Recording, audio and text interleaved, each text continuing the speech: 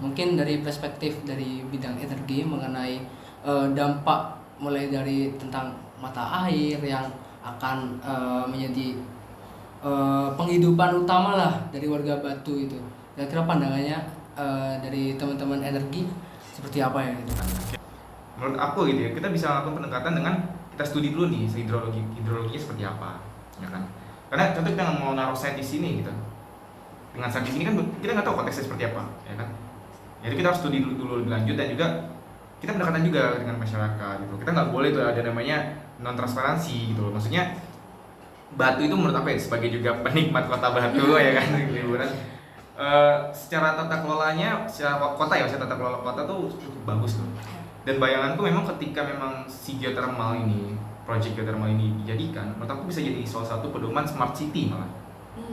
Ya kan? Jadi kita melihat peluang positifnya itu loh. Jadi oke lah dengan ancaman-ancaman tersebut, tapi kan ada preventifnya gitu. Misalnya kita bisa lakukan studi berbagai hal yang akan mencegah ke hal buruk seperti itu, seperti itu. Jadi harapannya juga selain kita mikirkan tadi pencegahannya, kita juga pikir nih ke depannya, oh dengan adanya geothermal kita bisa contoh menjadikan Batu kota yang pariwisata tapi dengan teknologi yang keren nih, dari geothermal dan menghidupi satu kota Batu gitu. Karena kan kota Batu nggak terlalu begitu besar juga ya aspeknya, secara wilayahnya juga gitu sih.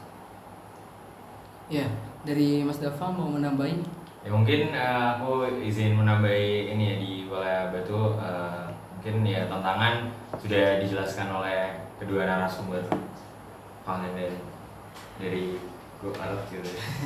Ya mungkin aku izin menambahkan hal yang sedikit aku tahu ya. Memang untuk master plan dari Kota Batu yang sudah digaungkan oleh pemerintah juga dan beberapa investor juga, Batu itu bisa ada potensi untuk smart city. Dan salah satu yang saya ketahui tentang smart city ini ya, ada salah satu dari profesor dari UPenn, itu orang Indonesia tapi studinya di UPenn, itu UPenn University of Pennsylvania, itu dari Pak Justinus Satrio yang sempat saya melakukan penelitian juga tentang wilayah geothermal dan kondisi bagaimana smart city ini bisa berlangsung di Batu. Nah, jadi smart city di Batu ini mungkin aku izin jelaskan lumayan detail lagi. Jadi pada dasarnya itu bukan cuma dari pemanfaatan geothermal sendiri, tapi juga pemanfaatan dari energi renewable yang lain, mungkin dari tenaga surya dan tenaga yang lain, maupun dari master plan-nya juga di 2060 juga nantinya juga di Batu ini menjadi pilot project lah dari berbagai daerah yang ada, karena dari potensinya juga, dari struktur tata kota dari Batu sendiri itu juga sangat mendukung untuk Batu ini menjadi pilot project dari smart city tersebut gitu. Smart city.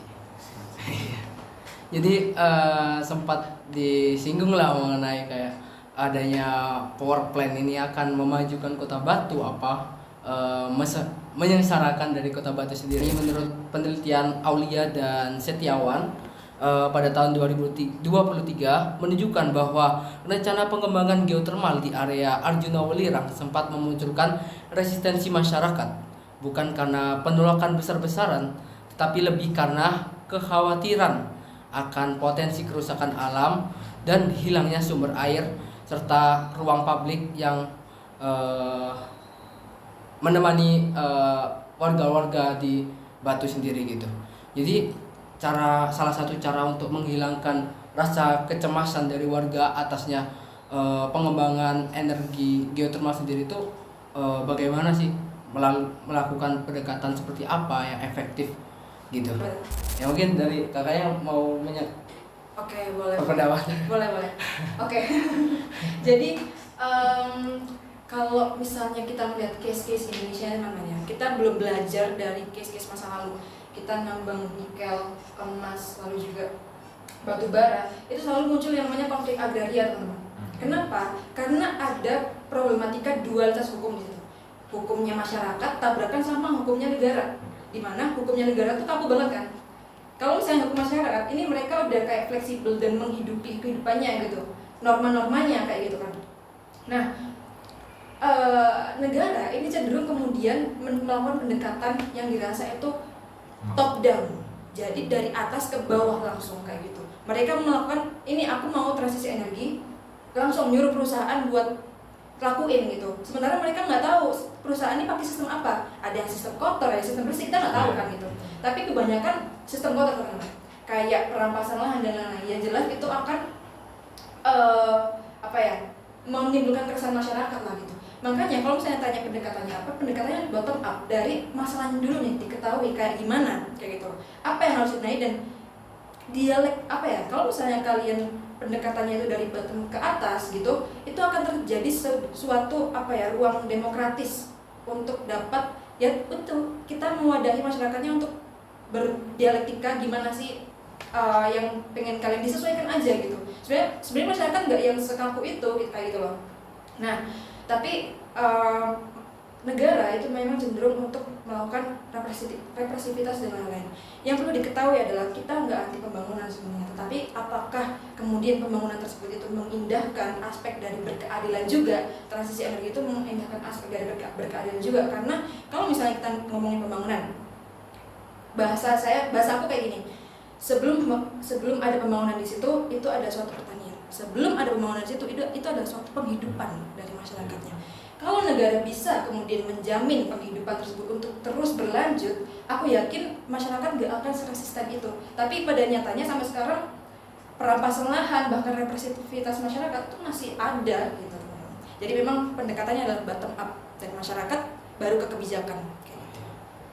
Ya berarti lebih ke bagaimana kita cara memeluk lah masyarakat. Betul. Itu seperti apa gitu ya. Mungkin dari pandangan bidang energi sendiri. Oke, dari aku ya, maksudnya karena aku juga geoscience secara keseluruhan, aku juga bahas tentang konservasi bla bla bla gitu ya. Bener kata kakaknya gitu, kita mungkin secara sistem di Indonesia ya beda mungkin sama di luar yang secara kalau sebelum proyek harus ngapain bla bla bla ya kan, ribet gitu. Tapi kalau di Indonesia kan ya mungkin mudah saja gitu kan. Nah, maksudnya ya di sini lah, maksudnya kita sebagai masyarakat muda ya, maksudnya anak muda, kita harus punya narasi baru bagaimana nih dengan perkembangan teknologi dan juga kebutuhan energi yang terus meningkat ke depannya. Pendekatan apa dengan masyarakat? Benar kata kakaknya, sebelum ada ibaratnya tiang listrik itu sebelumnya ada apa dulu situ kan? Ada sebelumnya ada pembangkit listrik, di situ ada tanaman padi atau apa yang setidaknya digusur itu. Nah, kami juga sebagai orang geoscience yang mencari akan hal itu, dan juga ibaratnya kami tuh seperti di kambing hitamkan nih. Kalau di lapangan ya kan, karena saya juga kebetulan sering proyek di masyarakat juga sering kena nih kayak mas apa ya mas? Oh enggak, saya penelitian ya apa itu kan, KKN gitu. Ya memang hal seperti ini yang masih ditakutkan dari kedua belah pihak. Pemerintah menurut aku perlu langkah yang efektif menurut aku ya.